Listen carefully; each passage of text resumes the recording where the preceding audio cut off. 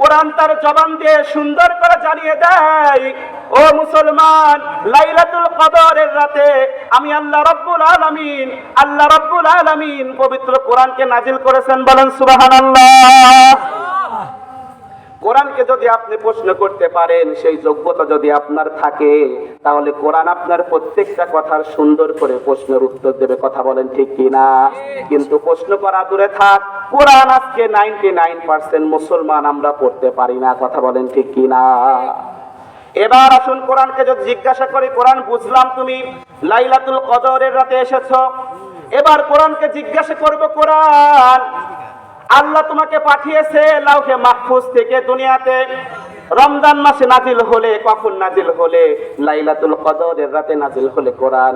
তুমি কার উপরে নাজিল হয়েছো, কার উপরে তুমি কোরআন এসেছো, এই বিষয়ে একটু জানতে চাই, আমাদেরকে ক্লিয়ার করে দাও। কোরআন তার জবান দিয়ে সুন্দর করে জানিয়ে দেয়, আল্লাহ রাব্বুল আলামিন কোরআনের মধ্যে সুন্দর করে জানিয়ে দেয়, ওয়া আমিনু বিমা নুসিলা আলা মুহাম্মাদিন ওয়া হুয়াল হাক্কু মির রাব্বিহিম। বলেন আল্লাহু আকবার।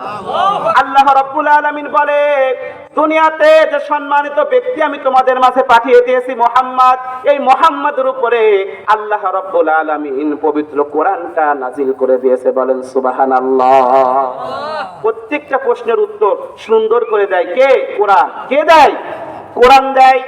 এবার আসুন কোরআনকে যদি প্রশ্ন করি, কোরআন বুঝলাম দুনিয়াতে আমরা প্রত্যেকটা কাজ করে একটা উদ্দেশ্য নিয়ে। কি নিয়ে? মানুষ ঘর বানায়, বাড়ি বানায়, বানায় কি বানায় না? গাড়ি তৈরি করে, প্রত্যেকটা জিনিসের নির্দিষ্ট একটি কারণ থাকে। বাড়ি তৈরি করি দুনিয়াবি সমস্ত ছাই ঝামেলা থেকে মুক্ত হয়ে একটু আরামের ঘুম দেওয়ার জন্য আমরা অনেকেই বাড়ি নির্মাণ করি। কথা বলেন ঠিক কি না?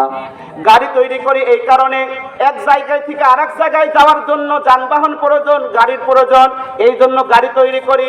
ও কোরআন বুঝলাম আল্লাহ তোমাকে দুনিয়াতে পাঠালো, কি কারণে পাঠিয়েছে, কারণটা আমরা জানতে চাই। এই প্রশ্ন আমাদের মনের মধ্যে আছে না নাই? এবার কোরআনকে প্রশ্ন করলাম, কোরআন আল্লাহ তাআলা তোমাকে দুনিয়াতে কেন পাঠালেন? তুমি তো লাউহে মাহফুজে ভালোই ছিলে।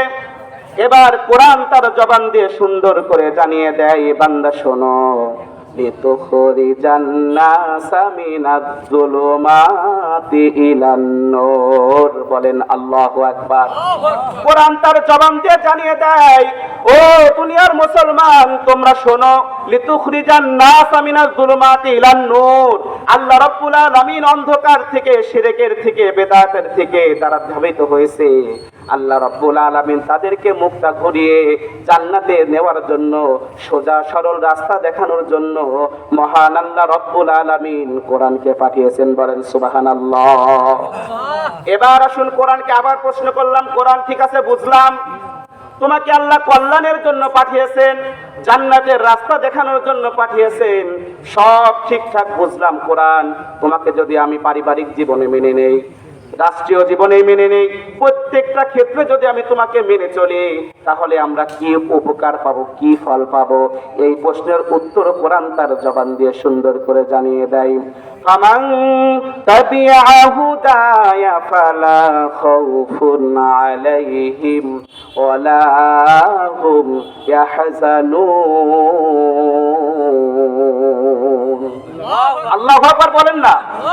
কোরআন তার জবান দিয়ে জানিয়ে দেয়, এই কোরআন যদি তোমরা বাস্তব জীবনে, পারিবারিক জীবনে, সাংসারিক জীবনে, রাষ্ট্রীয় জীবনে, প্রত্যেকটা ক্ষেত্রে যদি মেনে চলতে পারো, আল্লাহ রাব্বুল আলামিন ঘোষণা করে দেয় তোমাদের কোনো ভয়ও থাকবে না, তোমাদের কোনো চিন্তাও থাকবে না। বলেন সুবহানাল্লাহ। আজকে কোরআন অনুযায়ী চলি না বিধায় আমাদের অন্তরের মধ্যে ভয়। কথা বলেন ঠিক কিনা? সাহাবীদের অন্তরে কোনো ভয় ছিল না, তাদের অন্তরের মধ্যে আল্লাহ আল্লাহর রাসূল ছাড়া কাউকে দেখে, কারো দুনিয়ার কোন মানুষের কাছে তারা মাথা নত করতো না। কথা বলেন ঠিক কিনা? তাই যদি তারা করতো, বদরের ময়দানে এত অল্প স্বল্প সাহাবী নিয়ে কোনোদিন বিজয় লাভ করতে পারতো না। কথা বলেন মুসলমান ঠিক কিনা? আজকে আমরা সংখ্যায় অনেক, আমাদের ঈমানটা একেবারেই দুর্বল। কথা বলেন ঠিক কিনা? সাহাবীরা ছিল দুনিয়াতে সম্মানিত। এই সম্মানিত থাকার কারণ কোরআন যা বলেছে, রাসূল যা বলেছে, এই কথার বাইরে এক পাও তারা যায় না। কথা বলেন ঠিক কিনা?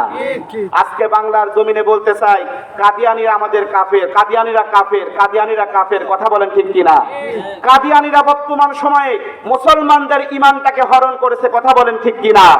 আল্লাহর রাসূল যেহেতু বলেছেন, ক্বালা রাসূলুল্লাহ সাল্লাল্লাহু আলাইহি ওয়াসাল্লাম আনা খাতামুন নাবিয়্যিন লা নাবিয়্যা বাদা, আমি হলাম শেষ নবী, আমার পরে দুনিয়াতে আর কোন নবী আসবে না।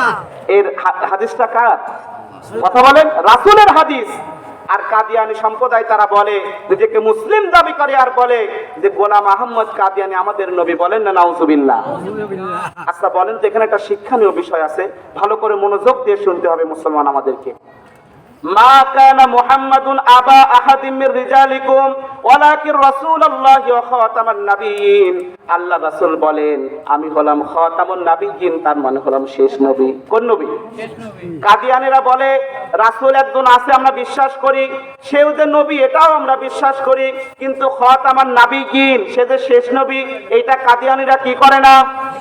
কথা বলেন, বিশ্বাস করে না। পুরা একটা আয়াত কিন্তু তারা অবিশ্বাস করেনি, সামান্য কয়েকটা শব্দ, খাতামুন নাবিয়্যিন, সে যে শেষ নবী, এই কথাটুকু কাদিয়ানীরা বিশ্বাস করে না। কথা বলেন ঠিক কিনা?